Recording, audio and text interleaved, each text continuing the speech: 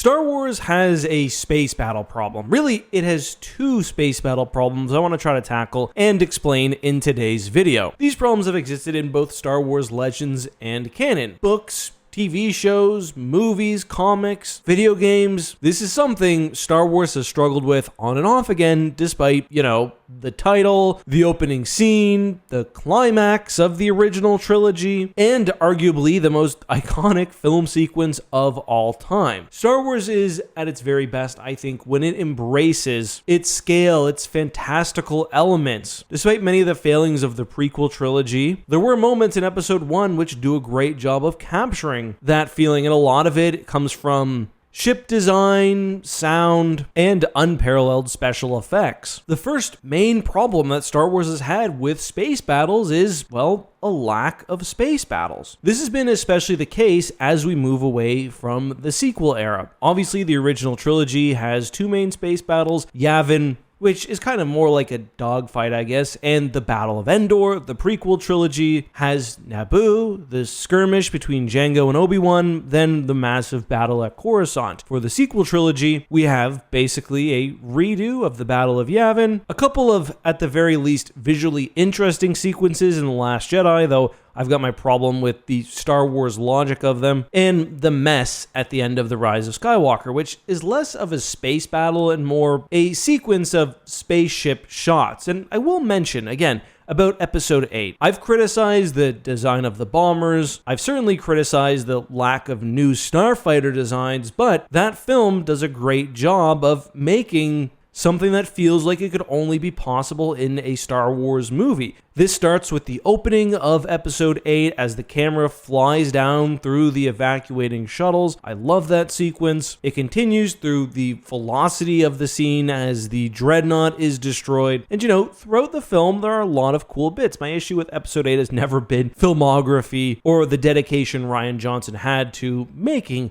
space battles. However, The Rise of Skywalker came out over half a decade ago, and since then, Disney has really failed to produce a ton in terms of high-quality space battles, with perhaps the only exception being Star Wars Squadrons. All of the Disney Plus shows, which really represents the main content of that time, have shied away from space battles, largely due to, I'm assuming, budgetary, model, and time restrictions. We have had the occasional small skirmish. I thought the attack on the pirate ship from The Mandalorian was maybe a standout, but all of those have lacked the real scale that you'd hope to see of Star Wars space battles. And I do think that scale, that sense of wonder, is important because really, that's what Star Wars is all about. Yes, there are important themes and messaging contained within the franchise, but it's also a spectacle, and I think it's important to celebrate that. It's also an entire arm of the franchise. Half of the universe is about building these new, powerful capital ships, these iconic designs, and it's disappointing to almost never see them in action. Think back to Star Wars canon, or hell, even Legends. Trying to consider how many prolonged fights we've seen between a Star Destroyer, one of the most iconic symbols of the franchise, and another vessel.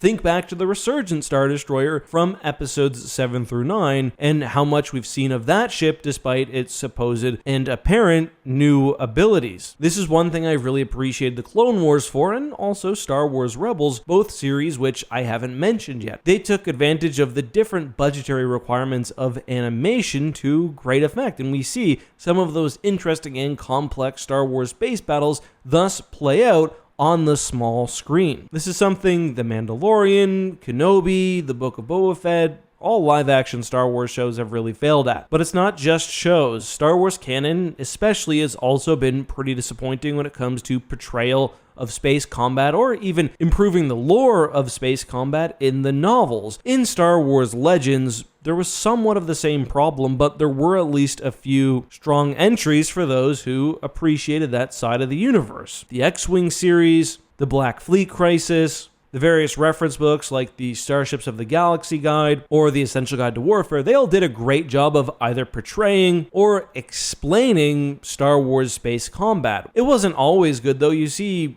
book series like the New Jedi Order, which show a galaxy under siege and hint at space battles comprised of thousands of capital ships on each side, but we never get any real detail. We never get ship classes. We don't learn about evolving designs or specifications. What's worse, we don't even get a feel for the action. Legacy of the Force is also really bad for this. We hear about ships fighting, and all it is they battered each other with no extra detail. That's something I really appreciate about the X-Wing series. It goes out of the way, as does, for example, the Thrawn trilogy, to talk about the Force compositions, the ships involved in each side, what each commander is thinking, and that is what makes the battles compelling. But I mean, one of the other problems is simply that Star Wars has kind of written itself out of the potential for large space battles. The High Republic era, for example, is set in a time where large space battles just aren't possible from a world-building perspective. The Empire gets pretty quickly dealt with in canon, 5 or so years, and then it's pretty quiet, it seems, until the First Order, so it's hard to find the factions or the capital ships to tell a big battle. And that drives me to my second point.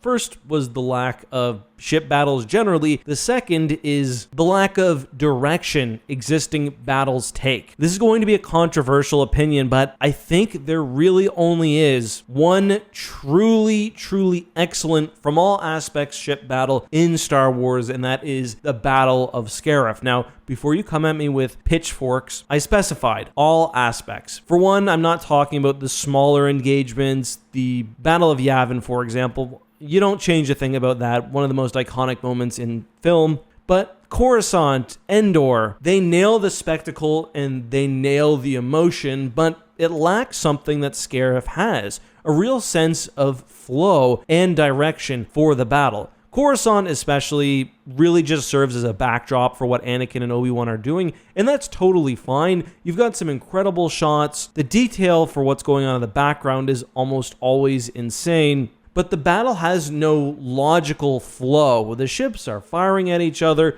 We know the Chancellor has been kidnapped. Then once that's settled, the battle kind of just disappears. Endor is between that and Scarif. We know sort of what the Rebel fleet is doing. We get specific points where the action changes, i.e. when the fleet attacks, they then engage the Star Destroyers, they focus on the Executor, then they pull back. With Scarif, however, we get a feeling for what the Empire wants to do, what the Rebels want to do, and how they accomplish their goals. We know the Empire has to protect their shield gate. They have only 2 Star Destroyers and the defenses of the base themselves. The Rebels, on the other hand, first launch a run for the planet's surface. They then coordinate strafing runs against the base. Later, the Star Destroyers, all while the capital ships and the starfighters are working in tandem. Part of the benefit of Scarif is that it's a bit smaller scale than Endor and certainly Coruscant, so it's easier to follow the Rebel and Imperial ships. The Rebels, for example, have one big flagship. It's easy to keep that consistent, but the vessels around it act in a meaningful way. They screen the vessel, they provide coverage, while the starfighters are the ones breaking off and doing the runs. Other battles could learn from that by making identifiable vessels for each side, as well as identifiable commanders like Admiral Raddus or Akbar. Akbar is great, but you never really get a good idea of what Home 1 is doing during the battle, so it lacks that same sort of anchor that the Rebels have at Scarif that really helps you understand exactly what the battle is doing. And because you understand what's going on in both space and on the surface, Scarif just has such a cool flow to it. That, combined with the excellent special effects, the music, the insane, I guess you'd call it choreography, the starship dancing, maybe just directing, it becomes basically, for me, the perfect space battle, and something that I would like to see Star Wars learn from moving forward. Listen, Thrawn will be there for Ahsoka Season 2. The New Republic has a new fleet, new capital ships. They are going to square off at some point. What makes a good space battle is just like what makes a good horror movie. You need to know the rules. When something happens, when one ship is beat by another ship, it should feel meaningful, like the viewer can understand why. If Thrawn is pulling off some tactics which help him beat a New Republic fleet, we need to understand why he's at a disadvantage and how he was able to turn that around. It can't just be Thrawn gives a bonus to every vessel he commands and they win automatically. That's not satisfying. For too long, Star Destroyers have simply been visual tools which do little else, and yes, the original trilogy is certainly just as guilty of doing this as anything else. But yeah, those are my thoughts. Maybe you guys agree, maybe you don't. Let me know what you guys think down below. I'll see you next time. As always, be safe, have a good one, and may the Force be with you.